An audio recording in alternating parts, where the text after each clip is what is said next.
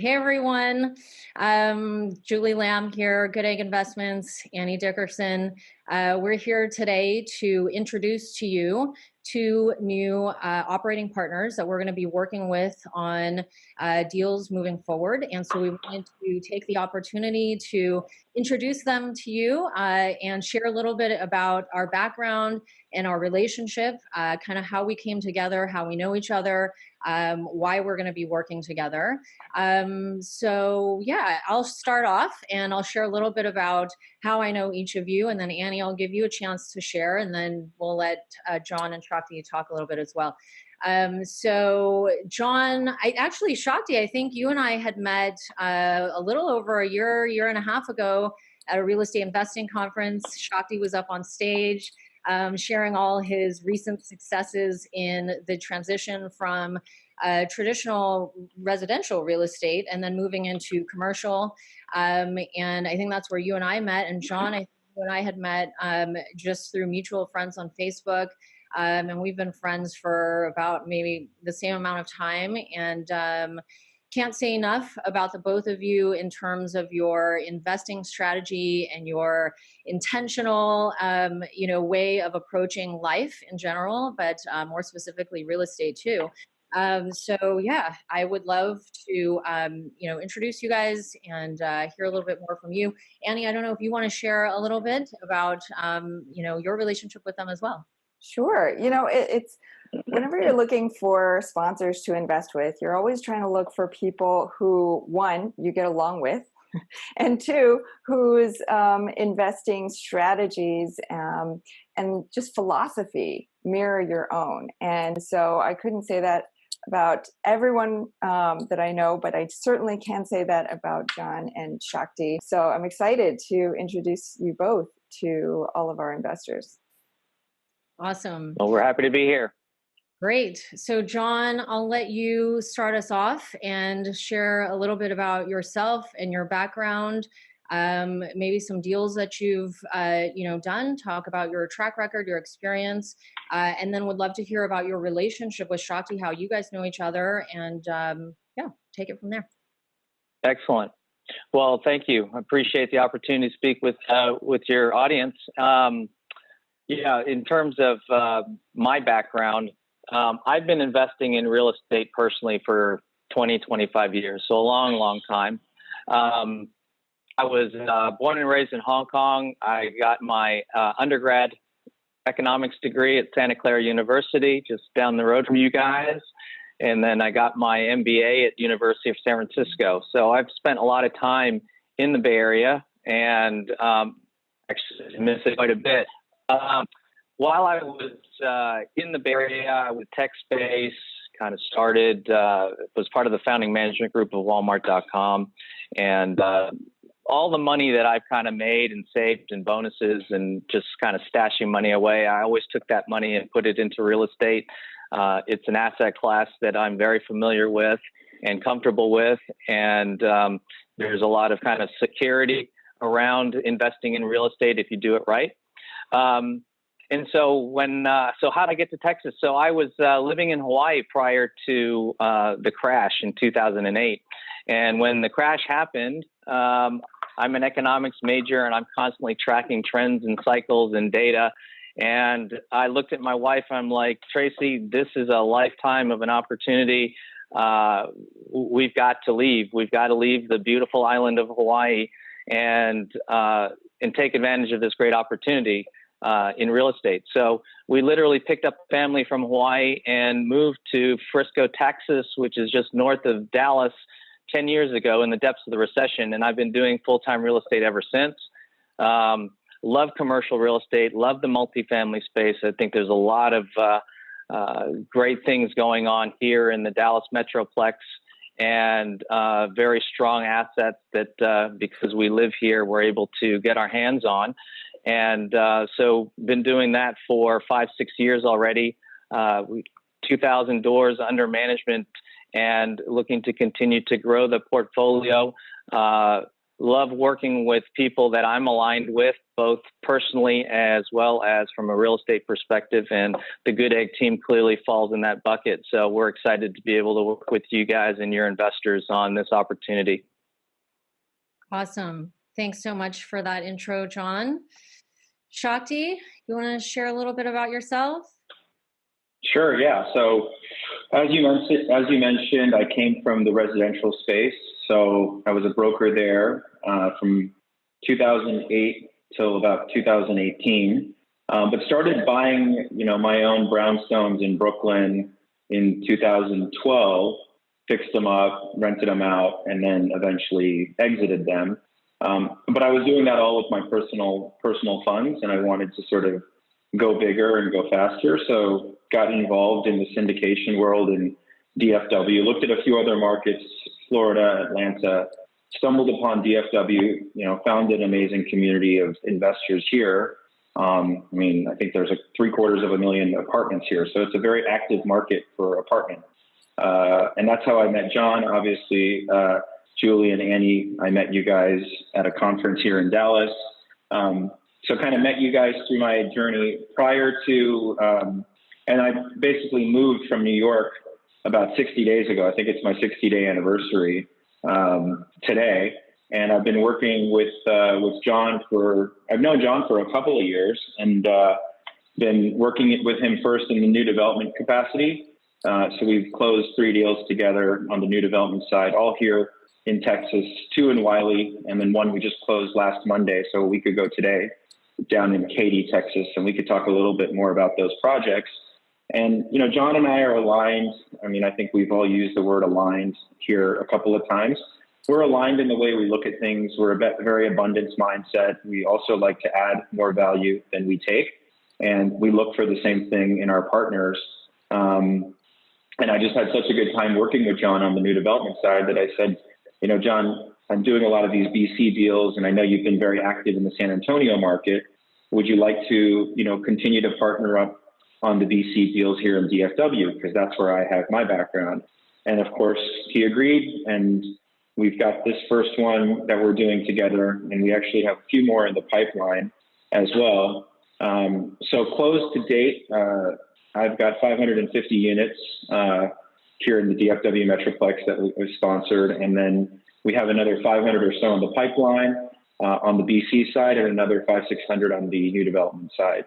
So we, that's pretty much my professional background. And prior to joining real estate, I was an investment banker, first at Lehman Brothers in New York City, and then at a private equity fund in New York City also. And then I went to UC Berkeley. I studied economics undergrad there in the Bay Area. And then I did a master's at Johns Hopkins in international economics.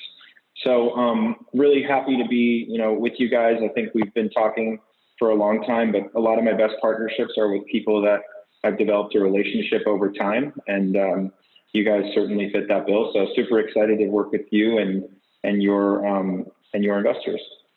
Awesome. Do they have a support group out there for ex-New Yorkers? Yeah, his name's John Monteiro. But tell us what it's like. Tell us what it's like investing in Dallas real estate from New York versus now that you're in that area.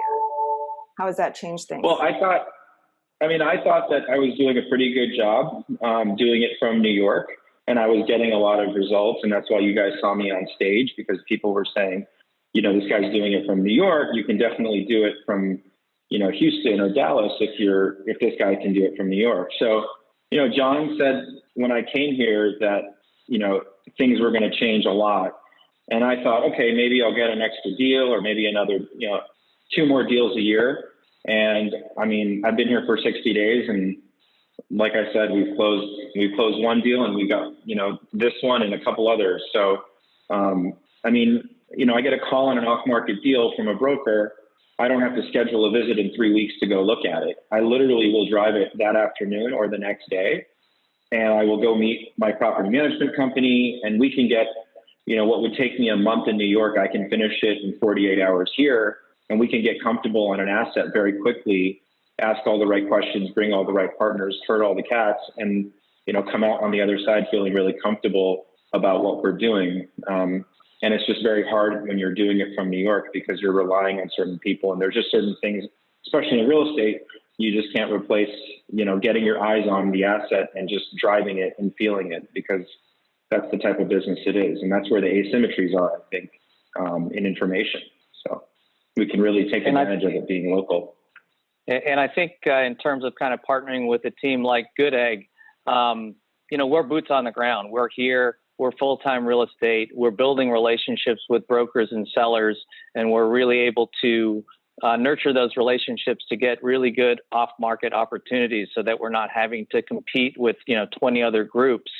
And so by partnering with a group like Goodegg, it really allows us to really focus on what we're good at, which is finding the deals, vetting the deals, doing the underwriting, doing our due diligence. And then once we've closed on the transaction, we're able to asset manage it very effectively because we are here. We don't have to get on a plane to manage the asset. We can literally get in the car and be there within an hour. And so that's a very intentional strategy that we put in place. And so to be able to partner up with folks like yourself and your investors really allow us to continue to, find great opportunities here in, honestly, one of the hottest markets in the country. But again, because of our relationships, we're able to deal directly with the seller and the broker and get a hold of great opportunities without having to compete with a lot of other groups and a lot of, out-of-state money. Mm-hmm. Mm-hmm. Yeah. Awesome. I love that because, it's not just great for you guys being on the ground there and really getting to know the market, but it sounds like because you're there and you're able to be so responsive and available, that the brokers are really opening their doors to you and giving you more of the pick of the litter, if you will. Yep. Yeah, that's right. And I love right. that, for us and our investors, what this relationship allows us to do is leverage the relationships that you guys have in the space with the brokers, leverage the access to the off-market deals and leverage the fact that we don't live in DFW, right? So you guys are there, we're not there. A lot of our investors don't live there. And so, the fact that, this relationship really offers the opportunity for everyone to kind of leverage each other's strengths, terms of what we bring to the table. So I love that. Can you guys talk a little bit about what your approach is to the BC class multifamily deals and why BC class deals, why the value add strategy? Can you guys talk a little bit about that? Yeah, I'll talk the macro and then maybe Shakti, you can kind of drill in a little bit more specific around the assets. So as I mentioned, I'm not from here. I'm actually, spent more of my time in the Bay Area than I have in Texas. So I have that perspective on the type of real estate and the type of, pricing that you guys have in California.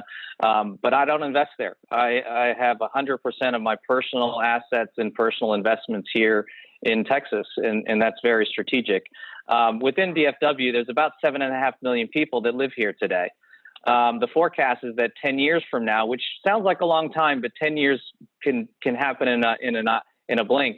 There's going to be 10 million people here, many of them from California and New York, for that matter. So, that's a lot of population growth, and everybody's got to live somewhere.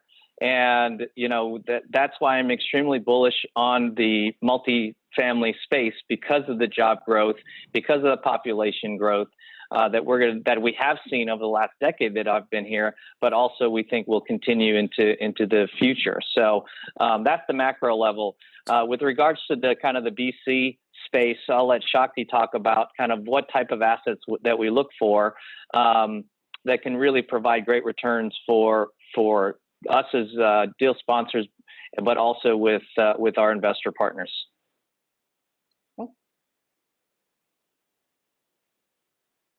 Did we lose Shakti? I think we lost his, I don't see his connection on anymore. No. I can keep talking. Shakti, are you there? So, yeah, I think we lost him. I'll keep talking. So with regards to the BC space, we're very picky on the assets that we look at.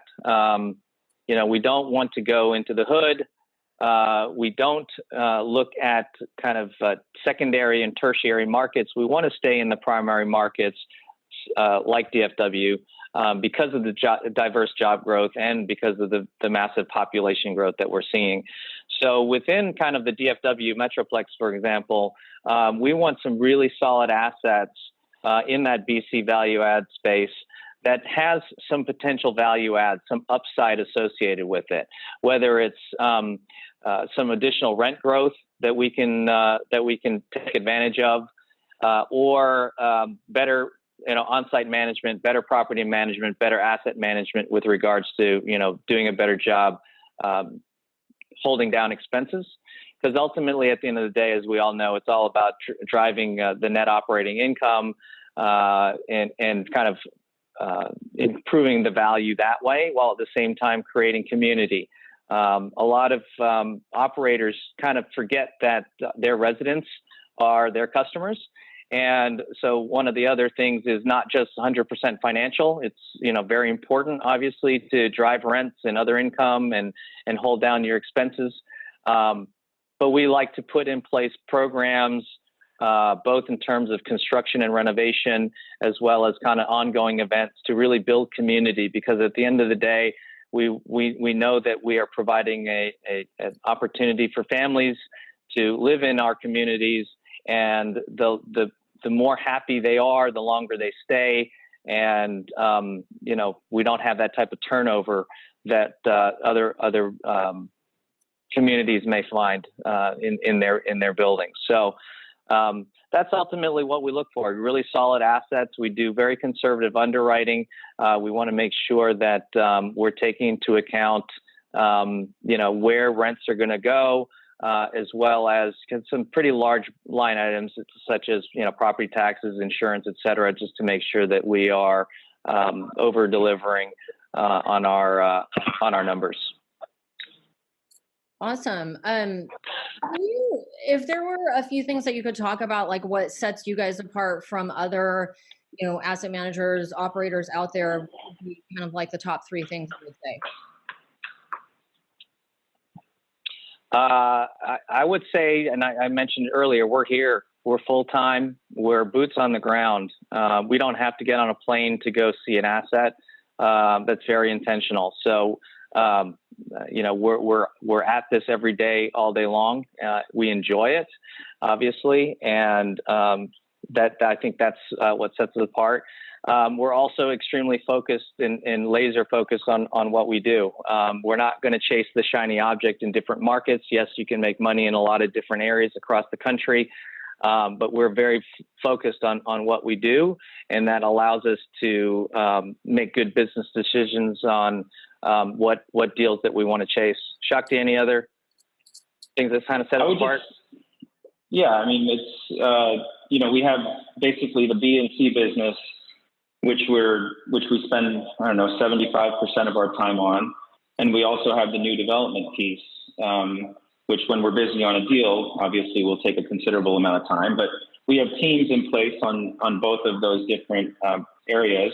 And I think the new thing I think that the new development brings is that we kind of get to look at a different type of risk and reward trade-off. So, we look at the B and the C, we really like it, but we don't have to do a deal to hit certain numbers. And on the new development side, we're seeing a lot of deal flow over there. So rather than going to Arizona or Florida, why not just look at in our own backyard at a 20-acre mixed-use site? And if we see a BC deal, which has a better IRR risk-reward trade-off, we'll do that deal. So we're not constrained to any silo. And I think, the ability to have that kind of that breadth and width together gives us a really, really good perspective when we're going into a deal. I think another thing that may set us apart is we use real estate kind of as a tool to create legacy for our families. And I know that you guys do the same thing. That's very important. The real estate is really just a tool. It's a tool to allow us to create, abundance for our families and our investors and everyone around us. And I think that's really important. It isn't about the Ferraris and the mansions. It's about creating multi-generational wealth for all of us. And again, maybe that's not what sets us apart, but that's kind of what we focus on. I love that. Well, tell us real quick before we wrap up, tell us real quick about your kids. I have 4 beautiful daughters, 10, 12, 13, and 14. They keep me busy. They all play tennis, and I am getting them involved in the business early. So I've actually brought my 15-year-old to a couple real estate conferences. And when she gets a little older, I'm going to put in a job application to Goodegg for her to join you guys. I'll save her the spot. I have a 9-year-old, or I have a 5-year-old and a 9-month-old. The 5-year-old's a girl. Her name is Mila, coincidentally, and I have a 9-month-old, and his name's Callan. And so I haven't gotten them involved in the business yet. I'm still teaching my daughter the difference between renting and owning. So it's a process. Start them young. Start them young. I love that you brought that up, John, that you added that little piece in there about family and legacy building, because I think that, when we think about the folks that we want to work with and the alignment of interest and all those kinds of things, that was, one of the big reasons that we, wanted to work with both of you is that, we're all family people here. And, we're not just doing this so that we can go, on that fancy vacation or buy that fancy car we always wanted, or, do all of these luxurious things. But really our intention for doing all of this is to, make the future brighter for not only the residents in the communities that we're buying, but also for our own personal families as well, and for the lives of our investors as well. So thank you for adding that in there. Really quick before we go, I talk with investors all day. It's what I do at Goodegg, and the number one question that I always get is, obviously we're not in 2009. What are your thoughts on where the recession is? We all know no one has a crystal ball, but how do the investments decisions that you guys make hedge against any kind of potential downturn that we all know is coming potentially tomorrow, maybe 2 years from now, who knows when it's coming, but how do these types of investments that you're making hedge against any kind of downturn and protect investor capital? Yeah, we talk about this a lot. I'm an economics major, as I'd mentioned, so is Shakti. We're constantly tracking trends and cycles and data, and we all know that a recession is coming. That's the business cycle. I don't know when it's going to hit. I don't know how mild or severe, although I would bet that it's more on the mild side this time. But there are 2 things that I know. One is it will not be a real estate-driven recession like it was in 2008. So that's a big deal. It won't be a real estate-driven recession, number one. Number 2, as I mentioned earlier, the population growth, even in a recession, is going to continue here in Texas and specifically DFW. And it may even accelerate in a recession because that's actually what happened in 2009, 10, 11. A lot of people continued to leave the coast and come to Texas. So I know that with that population growth, everybody has to have a place to live. We are still, relative to the rest of the country, very affordable from a rent perspective versus salaries. And so even in a recession, it's not like our communities are going to drop in occupancy. Rent growth may slow, but we have been very conservative on our rent growth forecasts anyway. But at the end of the day, we're all investing in a hard asset that's not going anywhere, that's producing cash flow. And, in a recession, it may be a little bit of a bump, but in the long run, I think it's a good place to be. Awesome. Shakti, you have anything to add to that? No, I think, whenever I think about investing and if I have a chunk of money, where can I put that money? And I look at the stock market and where things are there. And I look at, mobile homes and self-storage and hotels. And I kind of see what the banks are willing to lend, who's our biggest partner in the deal. They're 80%. and they're willing to go to a 125 debt service coverage. And so if a bank is willing to do that based on really stringent underwriting, only in certain markets like DFW, and as John said, all the population growth is here. You're talking directly with John and I to the people that are actually putting this deal together. We're here locally. I mean, at risk adjusted, it just feels like when you put in the tax benefits of the depreciation, the cash flow, it would take something extremely, catastrophic for our deal to, or a deal in general, if you're picking correctly, to move into negative territory. So I always come back to what are the alternatives available? Do you sit in your money and do nothing with it in cash? Do you put it in the stock market, or do you put it in these various asset classes? And I think risk-adjusted returns, as long as you can find the correct deal, it makes the most sense. Awesome. Thank you both for your time. I don't think I had any other questions or anything else to touch on. Annie, is there anything else we missed? No, this is great. I hope that everybody who's watching can see how great you both are and the experience that you bring to the table and the connections that you bring to the table, and why this is such an awesome beginning of this partnership for all of us. We're excited. Awesome. Thanks for having us. Thanks, guys. Appreciate Thank you having you. us.